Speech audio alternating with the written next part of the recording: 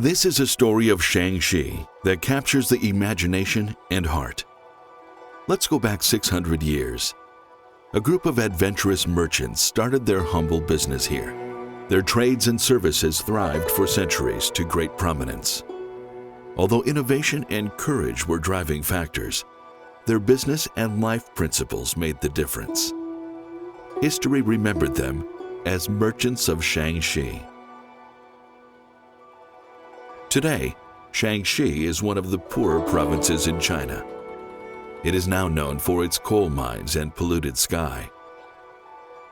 因为以前吧，咱们这个山西相对在中国古代农业制社会的时候呢，就是说人均的这个经济比较弱，所以的话呢，就迫使咱们从这个明初的时候的话呢，很多这个老百姓就得去到南方去搞这种贸易。那么到了这个后期时候的话呢，它大量的通过咱们山西大同西口这个地方的话呢，转到恰克图、库伦去搞这种就是说双向的这种贸易，所以后期的话呢，形成这样一种有序的这种市场。On this barren land, we come across some of the most magnificent mansions and important residences dated 500 plus years ago. This fortified house, Red Door Fort, was 2.7 million square feet in size, with 1,118 rooms and 123 courtyards.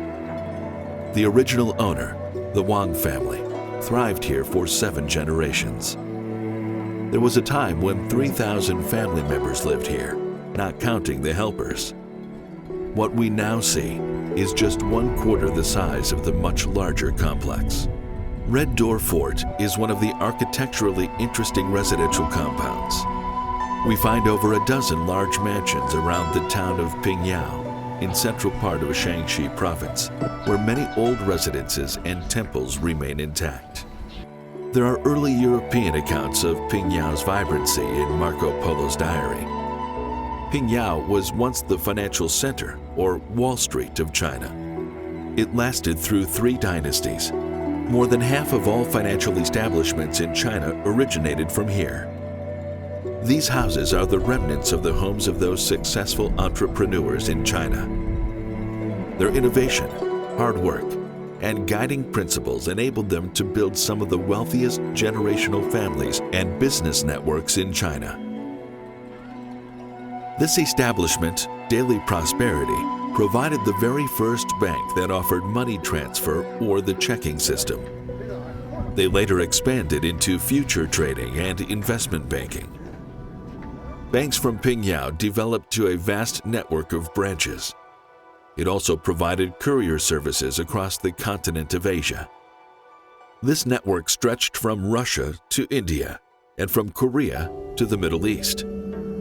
They banked with emperors of Qing Dynasty and contributed to 1/4 of the national income tax at one point.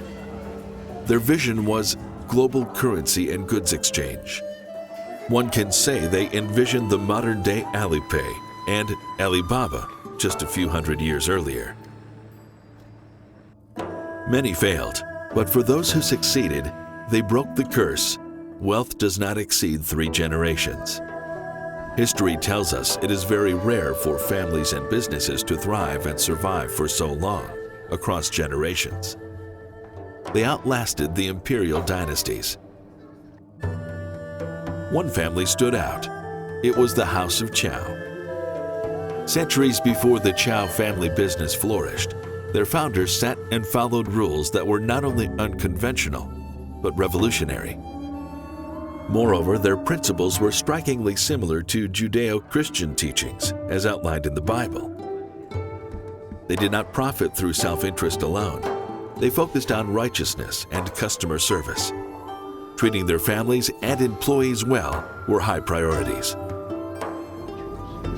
是，这个都是跟咱们这个常年出去做生意，然后的话呢，他从外面引入大量的这个思想，包括后期以后的话呢，我们这个西方的这个教派的话呢，也在咱们当地开始有这个就是说开有这个就是类似于教会，然后的话呢，影响咱们整个经商的这个人的这个思路。On business, they had a concept of righteousness over profit. Trust and credibility were core values. They view business as an honorable calling and mean to serve. They did not follow prevailing value and career choice in China at the time, which discouraged business and preferred agriculture and scholarship. For them, the values of education and business were equally important. On family, they only allowed one husband to one wife. This was almost unthinkable to the feudal society of the wealthy class. They forbade prostitution, gambling, and substance abuse, such as opium and alcohols, which were prevalent at the time. Not only were these rules placed on family members, all employees had to follow the same rules. On employees, they practiced discipleship, training, and equity partnership. They pioneered the concept of equity-based compensation. This was very unusual in China at the time, as ownership of business tended to stay within families. Within their organization, they focused first on character, followed by training and practice. Because merchants of Shaanxi were so unusual in their thinking, approach, and accomplishments, we must ask, is it possible that beliefs and values were exchanged on the Silk Road from east to west, along with goods and services? Did Christianity influence their thinking, or was it just coincidence?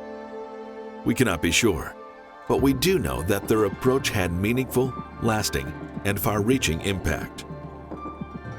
Today, we remembered merchants of Shaanxi by their works of art and architecture. But what is of more importance are the wonderful values and lessons that led them to their rise, as well as their eventual fall.